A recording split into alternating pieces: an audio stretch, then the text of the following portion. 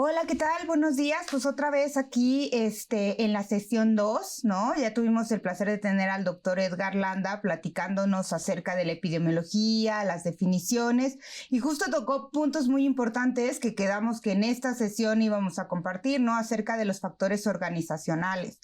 Y justo tenemos pues a un invitado de honor también, el doctor Jorge Mérida, que él es psiquiatra y socio creativo de Advisory Networking Wellbeing, que es una empresa dedicada a factores psicosociales y salud mental en el trabajo. Y pues es un honor que te hayas hecho el tiempo para venir aquí a platicar con nosotros acerca del burnout. Muchas gracias por estar aquí, Jorge. Al contrario, Diana, gracias por la invitación y felicidades por estar abriendo espacios con este tema que es súper relevante. ¿Y qué nos podrías empezando como de lleno, hablar acerca de estos factores como estructurales dentro de una institución que podrían contribuir a presentar este famoso síndrome de burnout? Claro, los factores de riesgo psicosocial son estos elementos propios de cada trabajo que están originados por la naturaleza del trabajo, cómo se organiza el trabajo, cómo son las relaciones interpersonales o incluso las condiciones laborales. Entonces, estos, elementos, si no están bien gestionados, pueden representar un riesgo para la salud de la persona. Por ejemplo, si un académico dentro de sus condiciones de trabajo está experimentando incertidumbre de permanencia porque no tiene quizás un contrato definitivo, pues entonces ese elemento de incertidumbre eleva la probabilidad de adquirir un problema de salud mental como es el burnout. Entonces, si te das cuenta, eso es institucional, la forma en cómo está contratado, ¿no? Entonces, estos son los factores organizacionales que podrían elevar la probabilidad de tener un problema de salud mental. Otro ejemplo de factores organizacionales tiene que ver con aquellos relacionados con la organización del trabajo. Por ejemplo, todos tenemos cierta carga o demanda de trabajo, de esfuerzo, ¿no? Es decir, el volumen de actividades que tenemos que hacer en un tiempo delimitado. También en las instituciones se define cómo se hace esta distribución de las cargas de trabajo. Y si no está bien planeado, entonces podemos tener sobrecarga de trabajo, ¿ok? Y dependiendo si esta sobrecarga de trabajo estamos de manera continua, frecuente y muy próximamente y con mucha proximidad a la sobrecarga de trabajo, pues entonces se eleva la probabilidad de adquirir un problema de salud mental como lo es el burnout. Otro tipo de factores psicosociales que dependen de la organización es la naturaleza del trabajo, es decir, qué tipo de tarea haces. Aquellos docentes, por ejemplo, su naturaleza del trabajo implica estar en contacto con los educandos, ¿no? Claro, con mucha gente. Exactamente. Entonces, pero ellos no solamente tienen que estar en contacto con ellos, o sea, necesitan motivarlos, necesitan escucharlos, necesitan controlar la conducta de ellos. Imagínate el trabajo emocional que tiene que hacer un docente o una docente para motivar a su grupo para que aprendan. Eso es súper complejo. Entonces, la naturaleza del trabajo también hace que ciertos perfiles profesionales estén expuestos a ciertos factores de riesgo psicosocial. Los docentes, ¿no?, tienen mucho trabajo emocional porque tienen que controlar también sus emociones, su conducta y controlar la emoción y la conducta de sus educandos, ¿no? Entonces es la naturaleza del trabajo. Y por último, la última categoría son estos factores de riesgo psicosocial asociados a las relaciones interpersonales. Es decir, los liderazgos, los estilos de liderazgos también pueden influir en la generación de factores de riesgo. Por ejemplo, si tenemos un liderazgo muy vertical, poco comunicativo, con una supervisión muy controlante, entonces esto puede generar, ¿no?, que el docente o el trabajador podría estar más expuesto a estos elementos, le generan estrés laboral y eso eleva la probabilidad de enfermarte o adquirir un síndrome como el de burnout. Claro, y por ejemplo, ¿cómo es hablabas de esta parte como del liderazgo, ¿no? Y este papel que podrían tener también, ¿no? Un buen liderazgo, no sé si llamarlo bueno o malo o adecuado, ¿no?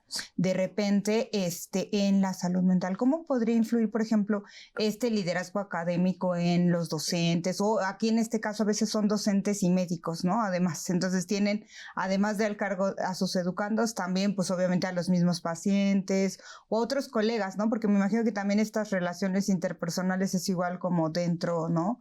Del trabajo, que a veces pueden ser un área que te pueden, ¿no? Como ayudar y hacer sentir mejor, pero a veces puede ser una presión adicional, ¿no? Tienes toda la razón, porque es importante precisar que, ok, en las organizaciones, ¿no? Como cualquier otra organización, hay factores de riesgo psicosocial, pero también hay factores protectores, ¿no?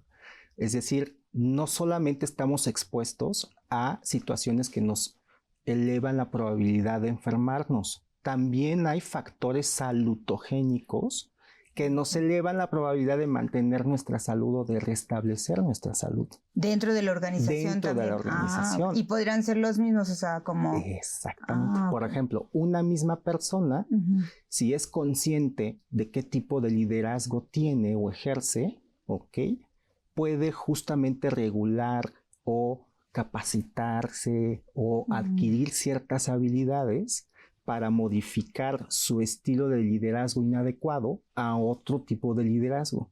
Entonces, la misma persona con este cambio se convierte justamente prácticamente en un emisor de factores protectores. Y esto es bien importante para los puestos de liderazgo porque, pues, a todos nos educan, digamos, nos entrenan y nos forman en nuestras profesiones. Pero en muchas ocasiones, quienes ocupamos algún puesto de liderazgo, pues nunca nos capacitaron como que para un curso eso. de liderazgo, Exactamente, ¿no? Entonces, aunque seamos técnicamente expertos en nuestra materia, en muchas ocasiones no sabemos cómo liderar. Entonces, ese es también uno de como de las misiones adicionales que tiene un líder o una lideresa, ¿no? Que es justamente aprender a liderar, ¿no? En mi experiencia, la mayoría de los liderazgos inadecuados no se deben, ¿no?, como a personas que tengan alguna filosofía como muy negativa o que podríamos decir prosaicamente son malas personas, sino que más bien no tienen el entrenamiento necesario, ¿ok?, la capacitación y también el apoyo por parte de los tomadores de decisiones, porque en muchas ocasiones estos líderes o mandos medios están en un punto en el cual tienen que responder a los objetivos de la organización que le demandan los directivos, pero también tienen que hacer que el resto de los trabajadores que están, digamos, organizacionalmente por bajo de esta persona, pues queden resultados. Entonces ellos están en el nudo, ¿no? Entonces eso es importante. Claro, luego es como un liderazgo también a veces como malentendido, ¿no? A veces hay como un desconocimiento y se entiende a veces por liderazgo como el mandato, ¿no? Como la obligación y porque lo digo yo, no sé si ¿no? Con anticipación, que a veces también eso puede, ¿no? Puede contribuir y a veces un líder también pues inspira, ¿no? Más bien a través de lo que hace, ¿no? También inspira y no necesariamente a través del mandato. A veces sí tiene que haber como regulaciones y demás, ¿no? Y también recuerdo que alguna vez, bueno, el doctor ha colaborado en muchos cursos aquí con nosotros en profesionalización docente aquí en la UNAM. Y alguna vez comentabas algo que también me hizo mucho sentido, que a veces esto que decías de los cursos, ¿no? A veces también no nos atrevemos a pedir, ¿no? Así, bueno, está la jefatura y ahora te toca mandar y estos, ¿no? Y a veces decir, bueno, sí, pero pues ofréceme opciones de capacitación. A veces también puede haberlas, pero a veces tampoco las solicitamos, ¿no? Entonces también creo que eso es importante a veces también verlo, ¿no? Como pasó muchas veces en la pandemia, ¿no? Que no conocíamos muchas de las plataformas digitales para dar docencia y entonces era como algún curso para poder manejarlas, ¿no? Entonces creo que también en la parte de liderazgo a veces, pero a veces hay como ese que deberíamos casi como ya al tener un puesto de poder ya deberías de tener como todo el conocimiento y a veces no, y se vale pedir el curso. Se vale, porque justamente hablando de las condiciones de trabajo, tiene que ver con la capacitación para el trabajo. Una organización o institución que no capacita a las personas para la ejecución de sus tareas está cayendo en falta, ¿no? Entonces, en este caso, sí, vas a ser una lideresa, una líder o una directiva, es importante que también la misma organización te provea de capacitación para adquirir esas habilidades o competencias, ¿no? Claro, y además para saber tus funciones, ¿no? Porque además como de la capacitación es como el conocer qué te tocaría y qué no, ¿no? Porque a veces como yo creo que a lo mejor se espera que yo y no hay como no sé, unas reglamentación clara de qué es lo que se espera o qué toca, ¿no? Además de la capacitación, lo que se espera. Creo que eso también nos puede predisponer, ¿no? Exacto. En mi experiencia, yo he encontrado que creemos que no existen, pero creo que más bien de pronto no nos damos la tarea de revisar porque ahí están esos documentos, ¿no? Debe de estar el reglamento interior de trabajo, debe estar el reglamento de ética, ¿no? Y si no hay normas oficiales mexicanas que se deben de seguir y cumplir. Es decir, creo que mucho en parte de la cultura laboral, específicamente aquí en México, es como entramos a un nuevo centro de trabajo, somos nuevos y vamos aprendiendo de la vivencia y de la experiencia, pero en ocasiones se nos olvida revisar como los documentos que te encuadran en qué sí debes de hacer y qué no debes de hacer, cómo debes de comportarte, cómo no debes de comportarte. Entonces, en mi experiencia, hace falta mucho vincular todos estos documentos que van a delinear la conducta de las personas dentro del trabajo. Hace falta vincularlos, que los conozcan, que conozcan el marco filosófico de la institución, ¿no? Eso que vemos bien bonito de la misión y la visión, ¿no? Que a veces no le damos, ¿no? Sí, no le damos importancia, o sea, lo vemos ahí en la entrada, ¿no? De la institución, ahí dice misión, visión, no la entendemos, no vinculamos qué valores están rescatando y sobre todo creo que los directivos y los líderes también tienen esta tarea de traducir este marco filosófico al día a día, ¿no? Si no le dices exactamente al docente que está frente al grupo, oye, mira, tú estás haciendo esto porque nuestro valor es aquel, ¿no? Entonces allí también el docente va perdiendo como un sentido de propósito o trascendencia y solamente va a pensar que él está allí para hacer las clases, simplemente para formar y solamente dar clases y no, está allí porque tiene que responder a la misión que tiene esa institución, ¿no? Claro, que a veces eso luego no hay como mucha claridad, ¿no? En algunos lugares respecto a eso, ¿no?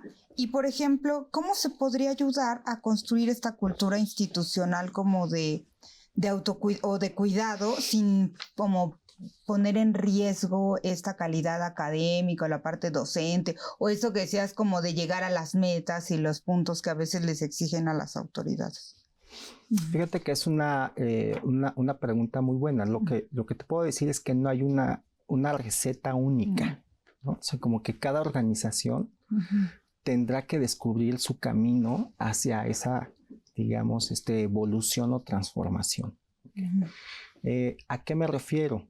A que, por ejemplo, no van a ser las mismas estrategias en una organización de tipo de la iniciativa privada cuyo fin es la productividad y la generación de capital y riqueza a otro tipo de instituciones, ¿no?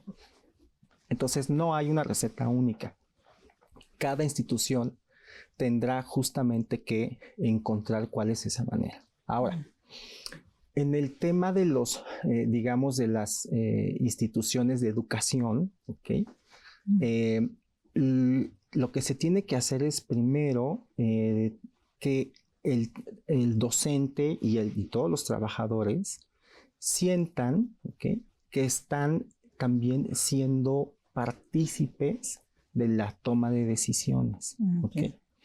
Existe algo que se llama autonomía o control, que es como nuestra capacidad de influencia en cómo se organizan las cosas. Porque si no sientes que tienes ninguna, no, también. Exactamente. Entonces, si no sientes que no tienes ni participación, no te escuchan, pues entonces no te involucras en la toma de decisiones, ¿no? Y por la forma en cómo estructuralmente nos organizamos en el mundo, necesitamos estas figuras que compensan como esta relación que es muy asimétrica. Es decir, los trabajadores están en una situación, ¿no?, respecto al poder y la toma de decisiones en una asimetría con respecto al empleador.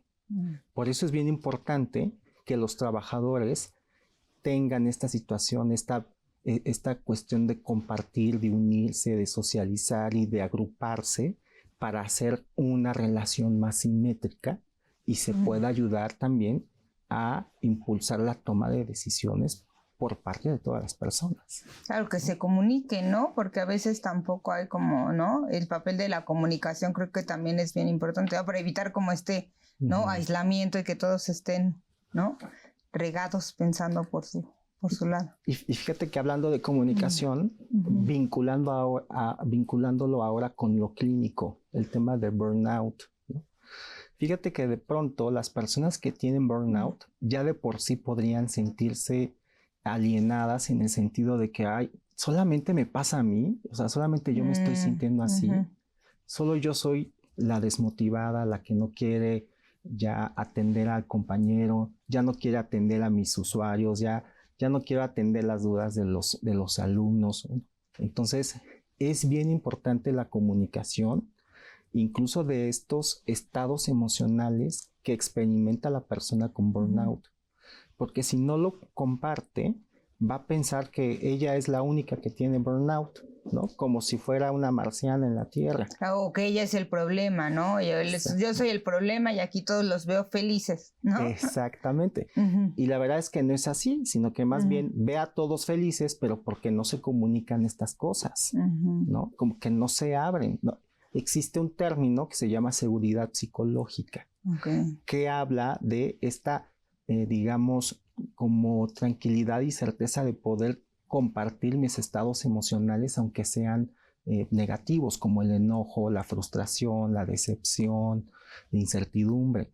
En las organizaciones donde hay seguridad psicológica, yo te puedo compartir esto sin temor a que se arme un relajote, ¿me explico? Y entonces, cuando hay seguridad psicológica, compartimos nuestros estados emocionales y puedo estar compartiendo mi experiencia, y eso ayuda bastante en el burnout, porque cuando tú empiezas a socializar estos estados de ánimo, encuentras resonancia. Como patrones, ¿no? También esa gente que le pasó, ¿no? Exacto, a mí también me pasa. Y eso clínicamente se traduce en un alivio. Claro, pero ya no te sientes como, ay, me lo estoy tomando personal o yo lo percibo así, o, ¿no? Siempre todas esas que vamos a hablar más adelante también en las sesiones, ¿no? Por ejemplo, todo eso que traemos, ¿no? Como de nuestra historia de vida, y te ayuda a decir, bueno, a ver, también puede ser que no es solo mi historia de vida, sino realmente está pasando porque al otro, ¿no? También lo percibe así, lo está viviendo así. O hasta reírnos, ¿no? Me ponía a pensar, porque hay gente que de repente hace broma de eso que te estresa y entonces también le baja un poquito al estrés hasta ¿no? Exactamente. Te da risa y ya como que dices, bueno. Exactamente, ¿no? O sea, afrontando el humor, los problemas con humor, que es uno de los mejores mecanismos de defensa, de los más maduros, pero además se genera el mayor apoyo social, hay mayor integración, ¿no? Ya empieza la gente a cuestionarse, ¿no? Ya primero fue lo compartí, me sentí identificado, y ya después este contrapeso que decías, ¿no? O sea, ya se puede empezar a dar esa organización para decir, ya somos 10 que vemos esto, ¿no? ¿Qué podemos hacer? ¿No? Es correcto, es correcto. Oye, y por ejemplo, esta cultura, lo que sería lo contrario es, por ejemplo, la cultura del silencio, ¿no? Eso, ¿cómo influiría, por ejemplo? Que sería como lo contrario, esta comunicación, este hablar, este silenciamiento de repente en empresas.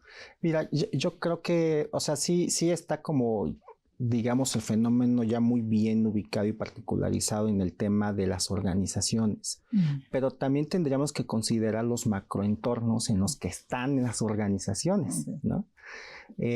Es decir, la cultura del silencio quizá es algo que no es propio solamente de las organizaciones educativas, ¿no? Sino que es algo que a lo mejor adolece muchos sectores o gran parte de nuestra población. Sí, hasta en la familia luego, ¿no? Es como, ay, no digas esto de la familia, ¿no? Que es, digamos, como el microentorno, ¿no? Exactamente. Entonces, cuando todos estos elementos culturales, contextuales, ¿no? empiezan a operar también en la institución educativa, pues entonces es normal que tendamos a no comunicar las cosas, ¿no? A no comunicar lo que observamos que no está bien, lo que podría mejorar, ¿no? Darle como una retroalimentación a un compañero, a mi jefa, ¿no? Incluso hasta los mismos educandos, ¿no? Creo que de alguna u otra manera el que hay algunas culturas en las que aproximarnos y decir, oye, te faltó hacer esto, estaría bien hacerlo esto, así, ¿no? O sea, como que de pronto en algunas culturas organizacionales y también culturas regionales geográficas, dar una retroalimentación es muy complicado, ¿no? Híjole, no se vaya a molestar de que le digo esto, ¿no? Híjole, no me lo vaya a tomar mal. O la otra persona que recibe la retroalimentación ya me regañó, ¿no? Ya me hizo feo, ¿no? Y no, o sea, son retroalimentaciones que tenemos que aprender a dar y recibir. Pero si no hay seguridad psicológica, no vamos a aprender a dar y recibir estas retroalimentaciones, ¿no? Claro, y más bien se va a quedar todo como en pensamiento, ¿no? Exactamente. Por ejemplo, hay en algún, o sea, que tú conozcas, yo sé que ya nos dijiste que no puede ser como una receta así como de cocina, ¿no? De, y está el protocolo a seguir, sino va a depender, pues, de las características, de la organización, de la naturaleza del trabajo, de todo esto. Pero digamos que si pudiera haber algunas como generales que ya después se podrían hacer particulares, pero políticas institucionales que podrían haber para prevenir el burnout, ¿podríamos decir algunas? Sí. No solamente en el tema de, digamos, como de modelos o protocolos, y que los hay, y metodologías que los hay, sino que también hay normas vinculantes. Es decir, normas vinculantes me refiero a que son obligatorias, incluso, ¿no? De ejecutar y de llevar a cabo en todos los centros de trabajo, ¿no? Independientemente de la naturaleza, si es de iniciativa privada o pública o, digamos, autónoma, ¿no?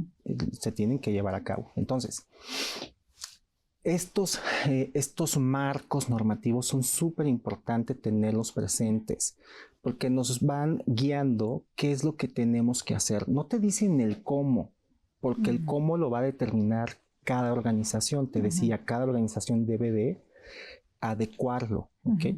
Pero es muy importante que conozcamos el Reglamento Federal de Seguridad y Salud en el Trabajo, el Reglamento Federal de Salud e Higiene en el Trabajo del Instituto de Seguridad y Social de Trabajadores del Estado. Es bien importante que lo conozcamos.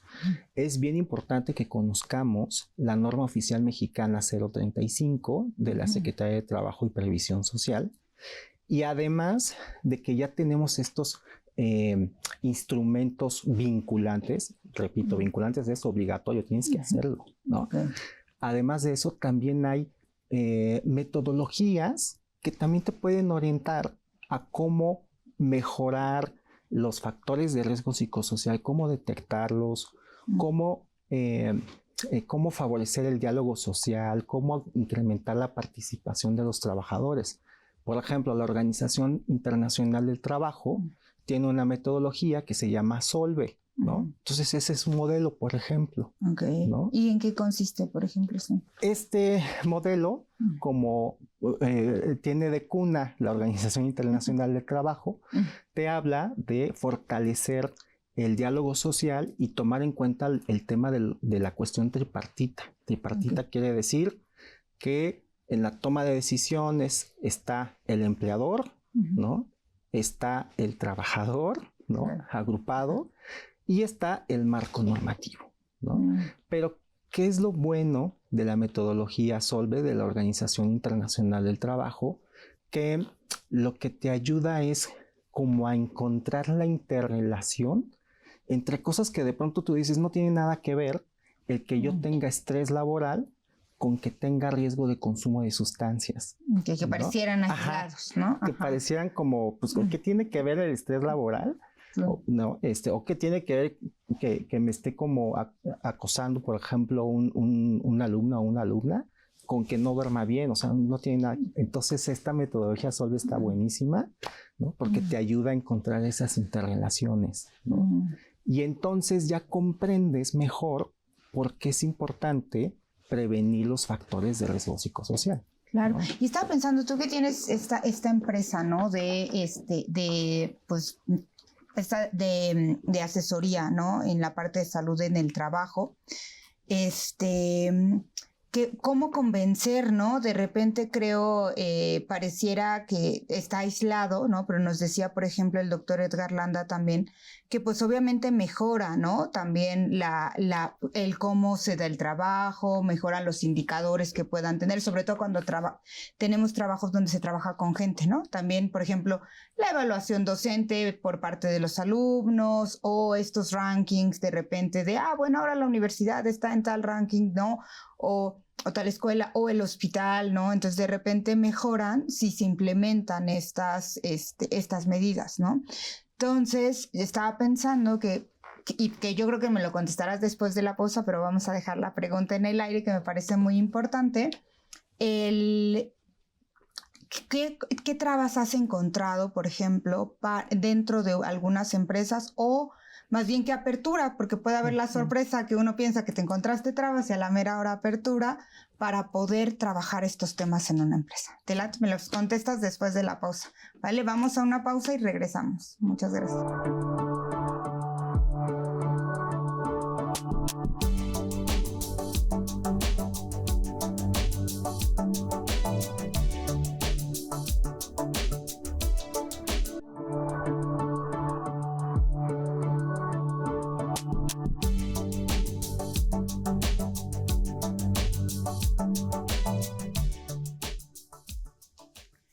Bueno, pues estamos de vuelta y habíamos dejado esta pregunta en el aire, ¿no? De cuál había sido tu experiencia, por ejemplo, buena o mala, respecto a implementar, por ejemplo, esta parte de salud mental en el trabajo o de preocuparse por estos factores psicosociales de estrés.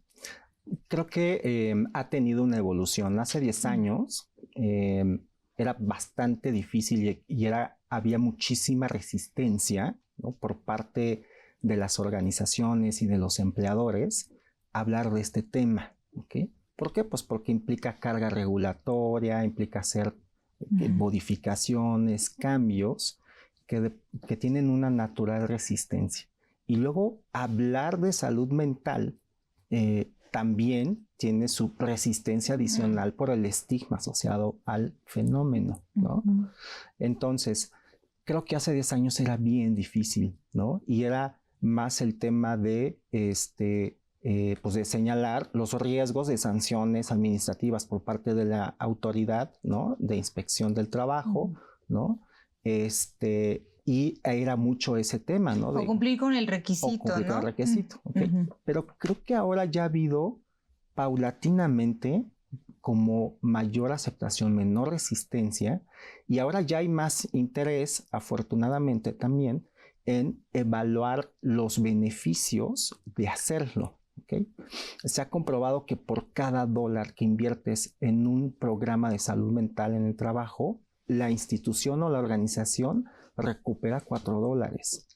Okay. O sea, no solamente es un tema que tiene que ver con hacer espacios de trabajo digno y decente, sino también tiene incluso hasta beneficios financieros o económicos para la organización, ¿no? Sí. Porque si te das cuenta, o sea, una persona que tiene depresión falta hasta 24 días al año a su trabajo. O sea, imagínate el impacto económico para cualquier institución, ¿no? Claro, porque no es uno, ¿no? A veces con la prevalencia que hay actualmente, pues son varios. Exactamente. Entonces, ¿cuánto le cuesta a la empresa o cuánto impacto tiene, por ejemplo, en una institución educativa que falte 24 días al año su docente? Imagínate todo lo que se atrasa, ¿no? Entonces, de allí la explicación del por qué si tú inviertes una unidad de moneda o de dinero, se te regresan 4, ¿no? Porque estás solventando todos estos costos que no ves que están asociados al ausentismo, a accidentes de trabajo, a tener, por ejemplo, una demanda porque de pronto maltrataste tú como docente a una alumna, pero lo maltrataste porque tú ya estás hasta acá y súper irritable, ¿no? Todas esas cosas también hay que empezar a vincularlas para que los tomadores de decisiones ahora no solamente vean la conveniencia de cumplir con lo obligatorio, pero sino también los beneficios que esto le va a traer. Entonces, ¿qué he encontrado en las empresas? Creo que sí ha dependido del tiempo. Hace 10 años, mucha resistencia. Ahora ya hay mucha más apertura, pero justo ahora que ya hay más apertura, también se evidencian otros aspectos estructurales de nuestro entorno laboral en México. Ahora que ya hay apertura, el problema es, bueno, ¿y quién nos va a orientar como instituciones o como empresas a hacer buenos programas de promoción de la salud mental en el trabajo y de intervención y recuperación de la salud mental? Ahora claro, ¿no? Ahora sí queremos, pero ahora quién, ¿no? Y entonces de repente, pues uno erróneamente a veces pensaría, ¿no? Tal vez, pues hay una carrera que se llama psicología organizacional, ¿no? Tal vez ellos, o hay una especialidad medicina del trabajo, ¿no? Como dices, ¿quién podría encargarse de esto, Jorge? ¿Qué nos puedes decir? Porque justo tuviste, ¿no? Recientemente un evento, ¿no? Respecto a esto, ¿nos podrías platicar? Sí, fíjate que esta necesidad la hemos estado observando, ¿no? Quienes estamos en el tema de la salud mental en el trabajo, de que ahora que ya se están conquistando y abriendo espacios y apertura para hacer realmente acciones, ¿ok?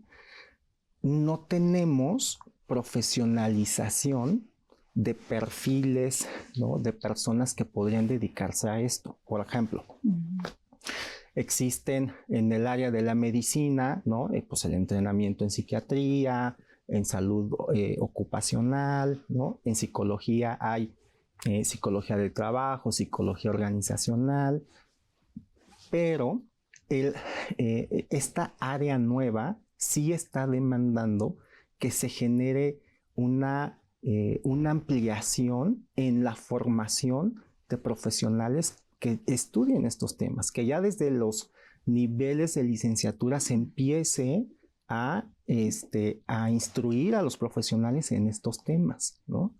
Entonces, ¿qué hemos estado haciendo? Recientemente fundamos el Colegio Nacional de Psicología Clínica para el Trabajo. ¿Cuál es la misión de este colegio? El CONAPSIT es justamente agremiar a las personas, ¿no? Que tienen estas competencias clínicas, pero que estemos seguros de que puedan desplegarlas en el entorno laboral, porque es bien singular el entorno laboral. Es decir, una persona que hace intervenciones clínicas de salud mental tiene que adecuarlo, no va a ser lo mismo que lo que hace. Que verlo individualmente, exactamente, ¿no? Que si lo ves en el hospital o en la clínica o en el consultorio privado, no es lo mismo, tienes que adecuar tus intervenciones porque no solamente tienes que restablecer la salud del usuario, sino que además también tienes que ayudar a la empresa a que lo mismo que le está afectando a este usuario no le afecte a los demás. Claro, y aparte tienes que conocer como todo el engranaje, ¿no? También ahí como organizacional. Y tomarlo en cuenta, porque a veces cuando está uno en el consultorio, ¿no? Privado, de uno a uno, a veces todo como contexto psicosocial, ya que te lo platican, ya que nos los platicaste de la naturaleza, uno dice, pues sí, ¿no? La naturaleza del trabajo, el liderazgo, pero en su momento a veces no lo tomamos en cuenta, ¿no? Entonces como que el formar o capacitar a personal de salud mental, pues es muy importante, ¿no? En esa área. Es correcto, porque la salud mental en el trabajo, a diferencia de otras disciplinas clínicas en las que normalmente la unidad de estudio, por así decirlo, es la persona, aquí tenemos que ampliar nuestra unidad básica de estudio. No es solo la persona, es también su equipo de trabajo, es también la naturaleza del trabajo, cómo se está organizando.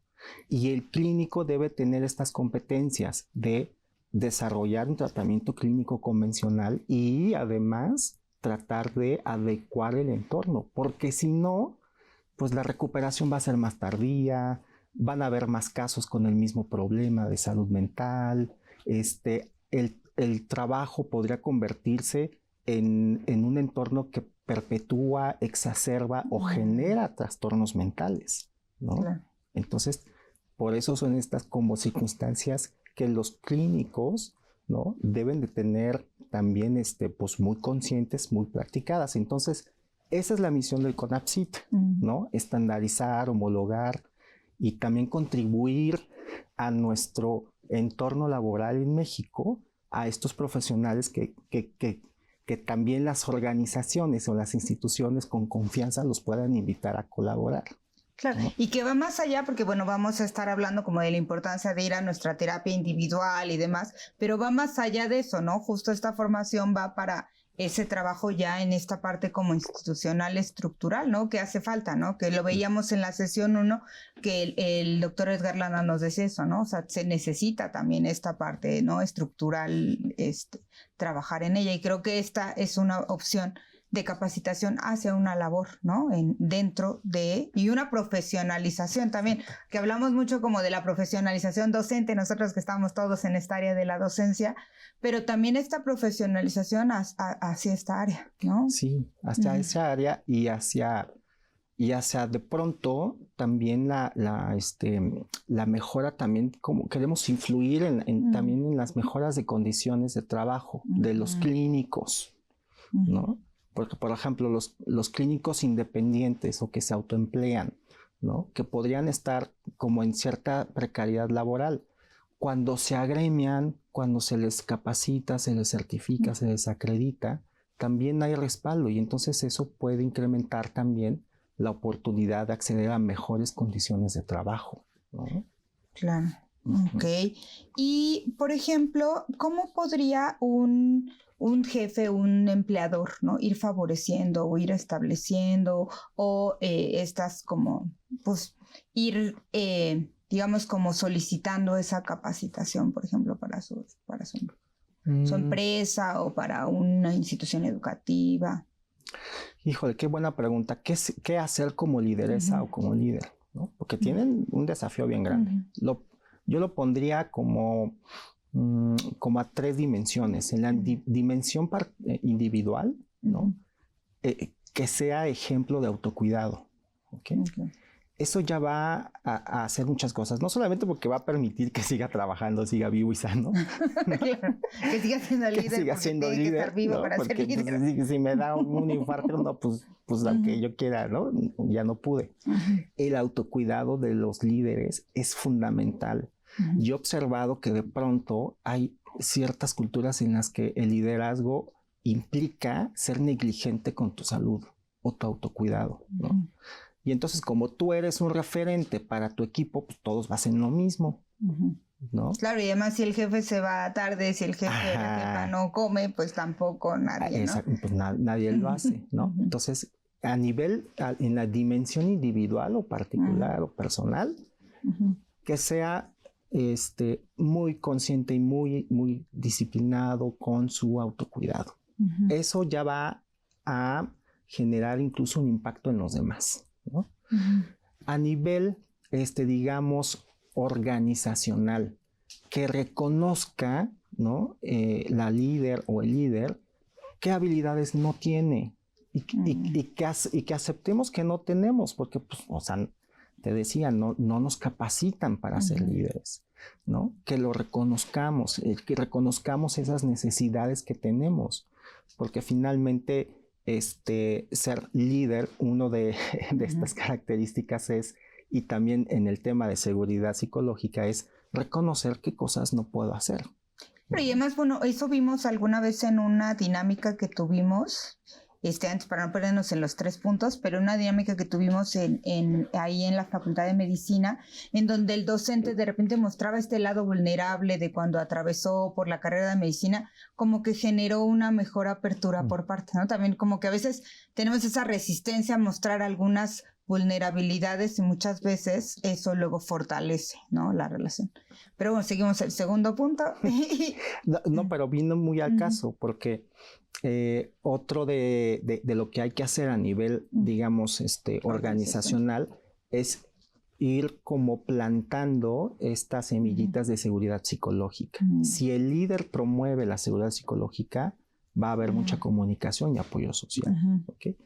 Y fíjate ya hasta el último, ahora sí, ya vete con los expertos, ¿no? Oye, organizacionalmente, ¿cómo se hace, no? O sea, si te das cuenta, ir con el consultor, que a veces es como lo primero y muchas cosas están a la mano. Exactamente, o sea, no importa si consultas al consultor, top 10, o sea, no, son primero la capa personal, la organizacional, y ya que hagas avances con eso, ya digamos, la última opción es ahora sí consultar a los expertos que ya te van a ayudar como a estructurar, sistematizar e institucionalizar lo que tú ya avanzaste, ¿no? Ok, pero como desde esas también, ¿no? El peso igual, o sea, igual tampoco irnos hacia el otro extremo, ¿no? De repente pensar que todo es estructural, a veces también el papel individual es muy, muy importante, ¿no? Y el trabajo individual y también como dentro del mismo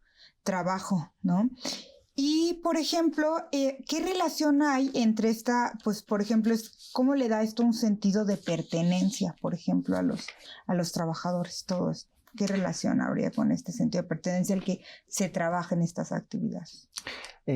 Todos tenemos esta necesidad de pertenecer, ¿no? Y en el trabajo no es la excepción, ¿okay?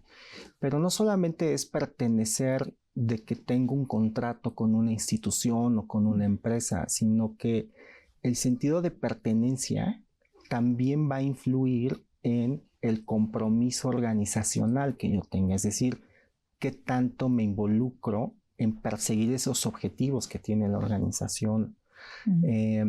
También, ¿no? El sentido de pertenencia de pronto puede ayudar a facilitar el reconocimiento, porque de pronto nosotros, al estar en una institución con tanto prestigio, por ejemplo, soy docente de la UNAM, eso ya da cierto reconocimiento, ¿no? Que no es una recompensa monetaria, pero sí ayuda finalmente a dar todos estos elementos de la recompensa que la persona obtiene por estar trabajando en esa institución en particular. Entonces, cuando nosotros fomentamos el sentido de pertenencia, se ha observado que la motivación incrementa, el compromiso, la actitud, ¿no? Hacia el trabajo es diferente y tiene un rol, digamos, protector. Cuando hablamos en adquirir problemas de salud mental, se ha observado que el sentido de pertenencia sí tiene al menos algún efecto mediador entre los factores de riesgo psicosocial y la aparición de problemas de salud mental, ¿no? Entonces, hasta te puede ayudar justamente a prevenir problemas de salud mental. Claro, ¿no? Y, por ejemplo, estaba pensando en esto que decías que hace 10 años tal vez había más resistencia, que últimamente menos. No sé qué influencia podría haber tenido también, por ejemplo, la pandemia, ¿no? Porque en medio de esos 10 años está también ese periodo en que se haya dado como más importancia, o sea, haya visto la importancia y la necesidad también de trabajar estos factores psicosociales. Completamente de acuerdo. Creo que la pandemia tuvo este efecto de acelerar, ¿no? Como la aceptación de la trascendencia que tiene la salud mental y de cómo la pandemia afectó principalmente los centros de trabajo. Sí. O sea, fue los primeritos que se vieron afectados, ¿no? Fueron los centros de trabajo, ¿no? Entonces, creo que esta experiencia global, ¿no? Que se tuvo, ayudó como a acelerar esta concienciación, ¿no? O sea, la salud mental debe ser una de las prioridades de las organizaciones. O sea, ya no es tanto voy a cumplir la norma o voy a ponerme una estrellita de que soy un lugar magnífico donde pueden trabajar mis colaboradores. No, o sea, sí es medular, ¿no? El tema de la salud mental, y la pandemia sí se observó, ¿no? Como una especie de acelerar, ¿no? Esa concienciación. Sí, claro, y pensaba que a veces cosas que también estos factores protectores de repente como que se visibilizaron más, ¿no? O sea, porque estabas en casa, pero no había gente que estaba aislada, ¿no? Y ese mini cafecito que te tomabas con tus compañeros de trabajo, pues no estaba, ¿no? O ese ratito que ibas por agua y entonces platicabas un rato, ¿no? O de repente estas juntas, ¿no? Entre todos, y que sales de la junta y haces alguna broma, ¿no? Todo ese factor social, pues no estaba, ¿no? Y ahí se vio esto que dices como de la organización también, ¿no? Porque hubo que migrar cosas que no estaban y entonces nadie sabía, ¿no? O delimitar el trabajo, ¿no? De que recibir correos a la 1 de la mañana, ¿no?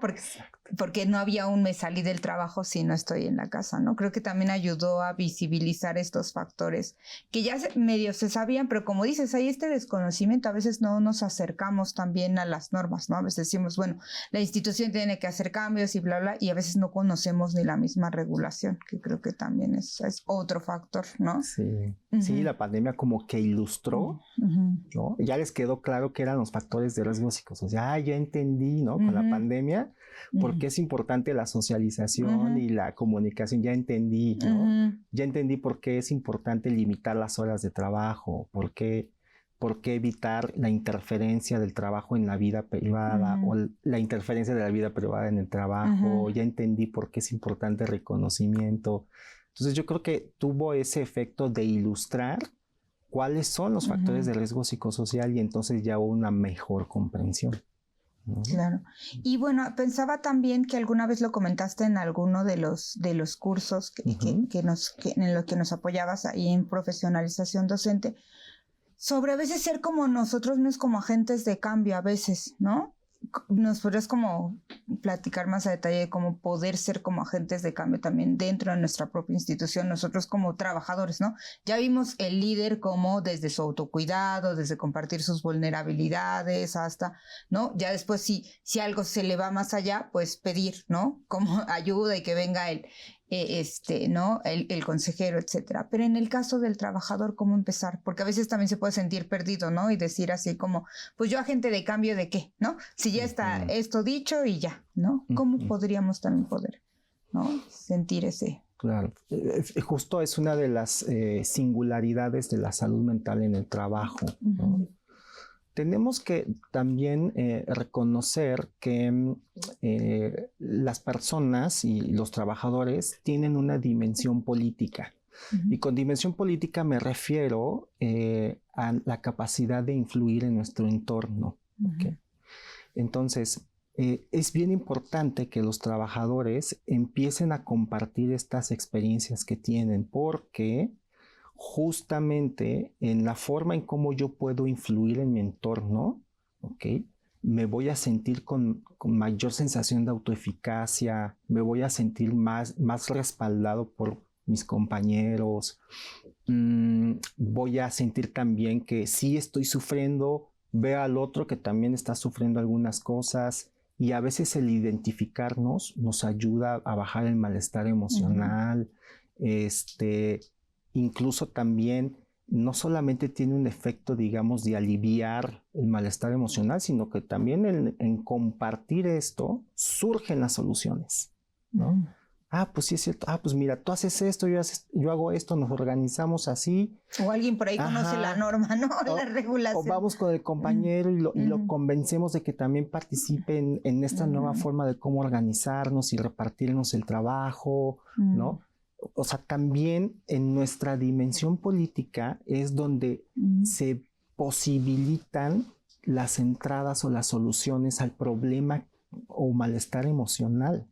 Fíjate que a veces que bonita esa palabra es dimensión política, porque a veces pensamos que no tenemos, ¿no? Nos suena como muy ajeno, así de, yo no tengo, ¿no? Injerencia o esa famosa dimensión política, ¿no? En mi propio entorno de trabajo. Exacto. Y que con esto que nos dices, pues todos podríamos tener, ¿no? Esa dimensión, ¿no? Sí, ejercerla, reconocerla, ampliarla, puede tener efectos hasta curativos. ¿Me explico? No solo por el tema de mi burnout, sino también va a tener hasta efectos preventivos, porque si yo empiezo a ejercer mi dimensión política, voy a prevenir que mis compañeros, ¿no?, también se enfermen. O sea, si yo tengo burnout, o sea, no solamente tengo que preocuparme por mí, sino también por mi entorno, porque pues, de nada sirve que entre nuevo personal, se enferme, renuncia o lo despiden. Nuevo personal se enferma y lo despiden o renuncia. O sea, ¿de qué sirve tanta rotación de personal? Pero que además también es, viéndolo desde el punto de vista económico, que decías como $1 que te regresa 4, el invertir en salud mental, también yo me pongo a pensar, pues es una capacitación nueva, porque no es nada más que te llega el nuevo personal y vámonos a lo que sigue, donde se quedó el otro, ¿no? Lo tienes que capacitar para que no, y entonces otra vez si se te vuelve a ir el siguiente, ¿no? Y también a veces que erróneamente, bueno, no sé si pase únicamente en medicina, ¿no? Pero pues es el área que nosotros conocemos.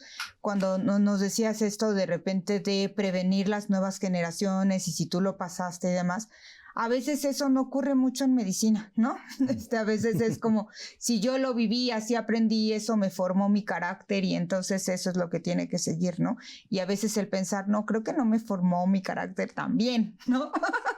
Creo que al contrario, y a veces facilitar, ¿no? A veces tenemos como, estamos muy en contra a veces de facilitarle el camino a la siguiente generación, ¿no? Como diciéndole, mira, por ahí no pases porque hay un hoyo, ¿no? A decir, no, que pase, que vea el hoyo y así va a aprender, ¿no? Así me educaron, ¿no? Entonces, de repente, creo que eso también es muy bueno, ¿no? La parte preocuparte tú también por el siguiente, ¿no? Tanto como propio trabajador, no solamente dejárselo como al líder, pues que él se preocupe, ¿no? Y vea, o también no hacérselo más difícil, porque a veces también, ¿no? También a veces es como un estilo de aprendizaje a partir de plantearle dificultades y sufrimiento al otro, ¿no? Que pues está como muy yo lo digo, está muy torcido esto, ¿no? Sí. Y fíjate que es un tema súper complejo que justo en los entornos laborales se manifiesta bastante, el tema intergeneracional, ¿no? Yo creo que las nuevas generaciones deberían de tener la voz cantante en el tema de indicar qué es lo digno y lo no digno. ¿Por qué? Porque de alguna u otra forma, ¿no? Las nuevas generaciones tienen como mayor sensibilidad acerca, ¿no?, de la promoción de la salud mental, del respeto de los derechos humanos, de la equidad de género. Están más sensibilizados. Creo que parte de del tarea de los líderes es cómo hacemos, ¿no?, que nos estandaricemos entre las distintas generaciones que conformamos esta institución, cómo nos homologamos con las nuevas generaciones. Porque digo, o lo haces de manera tersa, armoniosa, o lo haces a la fuerza, porque de todas formas las nuevas generaciones nos van a desplazar. Claro. O sea, sí o sí van a llegar las nuevas generaciones a conquistar los puestos de poder. Entonces, o lo hacemos de manera armoniosa, tersa, productiva, ¿no? O nos esperamos a que nos desplacen, porque pues nos van a desplazar. Eso es un hecho, ¿no? Entonces, eso hay que también entenderlo, ¿no? Es muy complejo el tema de lo intergeneracional. Y ese contexto también es algo que tienes tú que entender como clínico. Por ejemplo, yo estuve atendiendo a un gerente, ¿no?, de alto nivel en una empresa, ¿ok?, porque le metieron una queja de ética corporativa, ¿no? Lo acusaban de ser hostil, ¿no? Y ya en el trato con él, pues encontramos que más bien hay algunos aspectos de la personalidad y hay muchos aspectos de la generación que simplemente le ayudamos a adecuar, a mejorar, digamos, a adaptar, ¿no? Y eso mejoró muchísimo el malestar que tenía todo el equipo, ¿no? Claro, entonces como pequeños cambios también, ¿no? Creo que podríamos justo quedarnos con esta parte, ¿no? O sea, como que también lo estructural influye, ¿no? Pero también influye, somos nosotros, ¿no? Que podemos ser también agentes de cambio. Me encantó esta parte como de la dimensión política que podemos tener, no dejárselo todo a lo estructural, que lo estructural es importante, que sí puede influir y hay cambios, y que a veces esos cambios pensaríamos que tendrían que ser justo como decías de un consejero y a veces vienen, ¿no?, desde la propia persona. Pues muchas gracias, Jorge, de verdad siempre aprendemos mucho y pues enhorabuena todo ese trabajo de profesionalización. Al contrario, muchas gracias, Diana, por la invitación, encantado. Te reconozco y te felicito porque estás abriendo también espacios en los que se converse esto. Si no se conversa, si no se nombra, no va a existir y por lo tanto no se va a posibilitar los cambios. Felicidades. Muchas gracias. Nos vemos en la sesión 3.